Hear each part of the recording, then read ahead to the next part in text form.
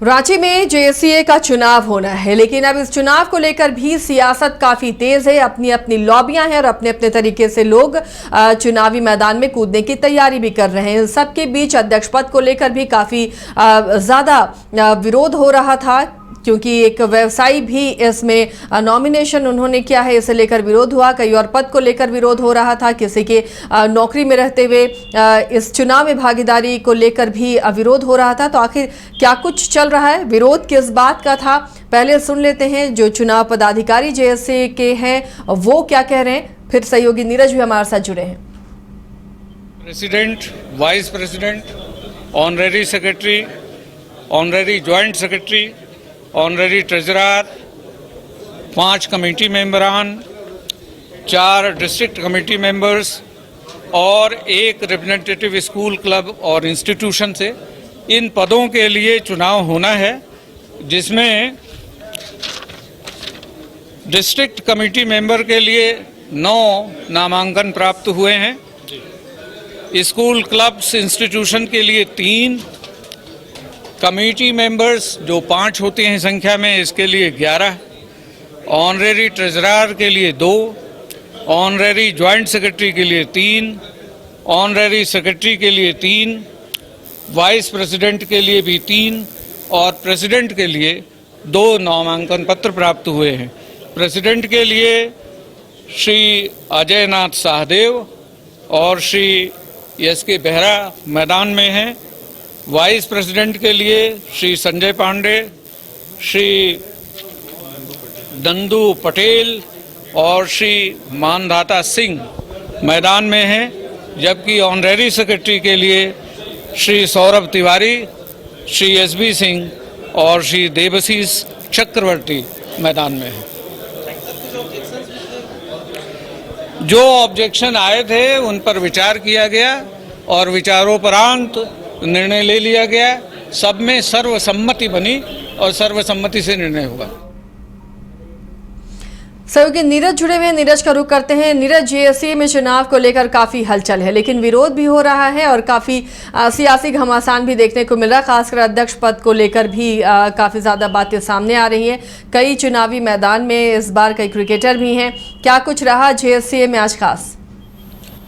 देखिए, 18 मई को जेएससीए का चुनाव होना है और काफ़ी महत्वपूर्ण ये चुनाव माना जा रहा है, क्योंकि इससे पहले जो पूर्व अध्यक्ष थे अमिताभ चौधरी, उनके जाने के बाद ये पहली बार चुनाव हो रहा है। और अगर बात करें तो इस चुनाव में अध्यक्ष, उपाध्यक्ष, सेक्रेटरी, जॉइंट सेक्रेटरी, ट्रेजरर, एक पदों पे इसमें चुनाव होना है। उसके अलावा 5 कमेटी मेंबर हैं, 4 डिस्ट्रिक्ट कमेटी मेंबर है और 1 स्कूल एंड क्लब इंस्टीट्यूशन, ये पद है कुल मिलाकर। और इसमें जो है चुनाव होने इन पदों को लेकर अगर बात करें जो डिस्ट्रिक्ट कमेटी मेंबर की, तो 9 जो है अभी तक नॉमिनेशन हुए, क्योंकि आज आखिरी दिन था। उसके अलावा स्कूल एंड क्लब इंस्टीट्यूशन के 3, कमेटी मेंबर के 11 और कुल मिलाकर अगर बात करें तो सभी पदों को लेकर जो है नॉमिनेशन फाइल हो चुका है। और इसमें 3 पद जो है वो काफ़ी महत्वपूर्ण माने जा रहे हैं, जिसमें अगर बात करें तो अध्यक्ष पद के लिए 2 चेहरे हैं, जिसमें अजय नाथ सहदेव हैं।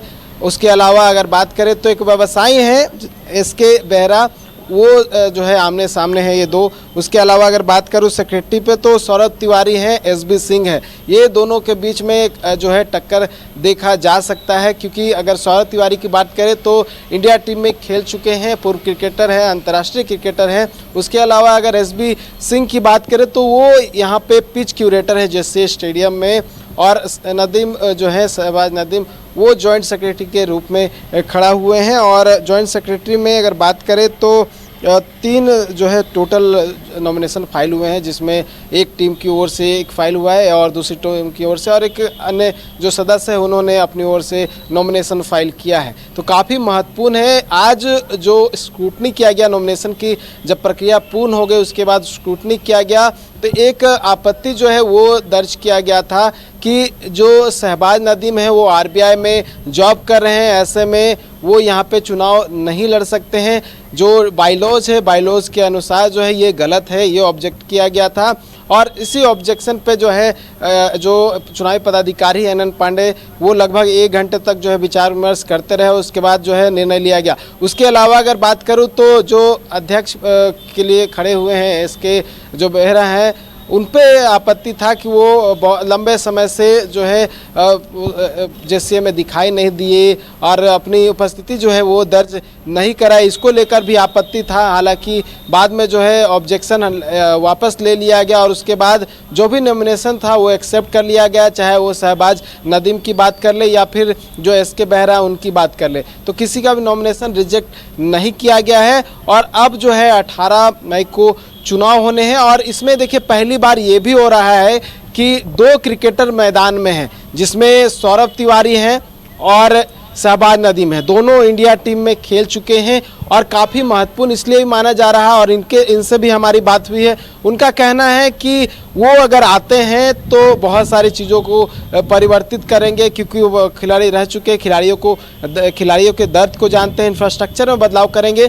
वहीं अन्य प्रत्याशियों की बात करें तो अन्य प्रत्याशी भी कह रहे हैं कि बहुत सारी चीज़ों को बदलाव करेंगे, लेकिन सभी की प्राथमिकता ये है कि कैसे अधिक से अधिक जो झारखंड के युवा हैं उन्हें जो अंतर्राष्ट्रीय पटल पर भेजा जाए, कैसे इंडिया टीम में उनकी भागीदारी हो, कैसे इंडिया टीम में वो पहुंच सके, इसको लेकर पूरा रोल हो। उसके अलावा अगर बात करूं तो झारखंड में मैचेस बहुत कम होते हैं, उसको लेकर भी कहीं ना कहीं सबका ध्यान है कि कैसे अधिक से अधिक झारखंड में अंतर्राष्ट्रीय मैचेस हो। इसको लेकर जो कहीं ना कहीं अपने जो एजेंडा होगा ये करने का पेश करने का जो है प्रयास रहेगा, ताकि वोटर जो है उनके हक में वोट करें। साथ ही अगर बात करें जो आपने शुरुआत में कही थी कि इसमें राजनीति भी खूब हो रही है, कई कह रहे हैं कि आईएएस और आईपीएस जो है पूरा कब्जा कर लिए हैं जेसीए में और तरह तरह की बातें जो है वो निकल कर सामने आ रही है। क्योंकि आपने देखा होगा कल जो नेता प्रतिपक्ष है बाबूलाल मरांडी, उन्होंने मुख्यमंत्री को पत्र लिखा है और वो चाहते हैं कि निष्पक्ष तरीके से ये पूरा चुनाव हो, कोई भी किसी पे जोर ना दे, किसी तरह का दबाव ना बनाए और निष्पक्ष तरीके से चुनाव हो, ताकि निष्पक्ष तरीके से चुनाव होने पर जेसीए के लिए फ़ायदा होगा, लाभ होगा। उसके अलावा जेसीए के साथ साथ जो खिलाड़ी वहाँ पे प्रैक्टिस करते हैं, क्योंकि जितने भी जिनका भी यहाँ पे चीज़ें होती हैं, जितने भी प्लेयर होते हैं सभी जो है यहीं से रजिस्टर्ड रहते हैं, तो उसके लिए काफ़ी महत्वपूर्ण है कि तमाम चीज़ें जो है वो पारदर्शी रहे, किसी पे कोई दबाव ना रहे।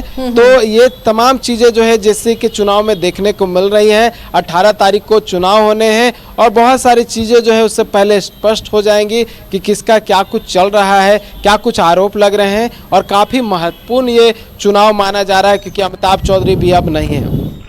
चलिए शुक्रिया नीरज इस तमाम जानकारी के लिए। तो फिलहाल जेएसए का चुनाव काफ़ी दिलचस्प बनता जा रहा है। किस गुट की जीत होगी, कौन अध्यक्ष बनेगा, इस पर हमारी नजरें बनी हुई हैं। 18 को चुनाव होना है और बेहद दिलचस्प मोड़ पर इस बार जेएसए का चुनाव नजर आ रहा है। फिलहाल इतना ही, लेकिन खबरों के लिए आप बने रहिए न्यूज़ 22 के साथ।